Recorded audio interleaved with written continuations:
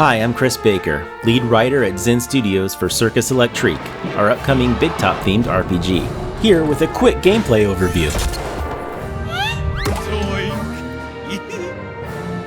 Circus Electrique takes place in an alternate Victorian steampunk London, where a mysterious event known as the Maddening has turned a huge portion of the population from all walks of life into ruthless killers.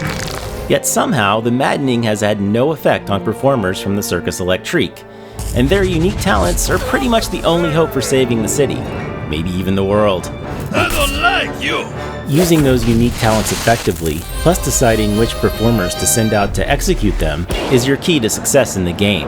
As you work your way through the city map, you'll often encounter attacks from those who have succumbed to the Maddening, unfortunate Londoners whom the press has taken to calling the Vicious. The Vicious tend to travel in fours, as does your party. But who should your four selected performers be? By the end of the game, you'll have 15 classes to choose from, each with their own specific methods of fighting, defending, and watching out for their friends. Some much more ideal for certain of those tasks than others.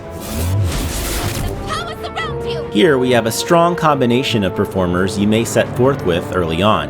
A strongman who, as they'd say in 1899, offers a mighty kerwallop. A clown who specializes in the healing power of laughter. An escape artist, also adept at the art of capturing enemies in place. And of course, a fire blower, who blows freaking fire. Notice how they're positioned. Positioning is a core strategic consideration in Circus Electrique, and we'll let Balthazar the strongman here show you why that is. As you can see from the dots right here, Balthazar quite likes it here in the first position, and all but 2 of his skills can be used here.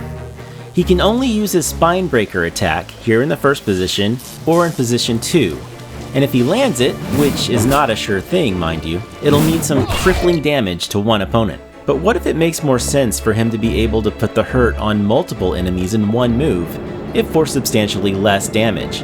His boomerang skill can do that, but he'll need to move back to position 3 or 4 to use it.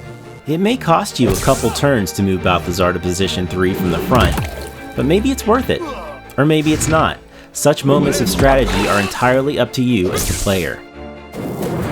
You're very flammable! Certain character types have skills that can rapidly affect positioning, both within your party and against the Vicious. Positioning is part of your enemy's effectiveness too, after all. Another thing to consider is the devotion level of a performer, which more or less equates to the character's morale. If they're feeling devoted, their attacks will land more often and strike harder. Nice and heavy! See that electrical effect? It intensifies the more devoted your character is. If they're grumpy though, you'll need to cheer them up through other actions, such as using specific devotion-related skills or devotion-enhancing items, like that brand new tasty beverage known as cola. Better than a bandage. Otherwise, you're not going to be too happy with their results. If they get too depressed, they may have completely had it with you and choose to leave the circus altogether. Of course, there's also a circus going on during all this. The show must go on after all. And planning a performance is also very important to earning the resources you'll need to figure out how the maddening started and how to stop it. Thank you for joining me today. Be on the lookout for Circus Electrique when it hits PC and all your favorite consoles later this year.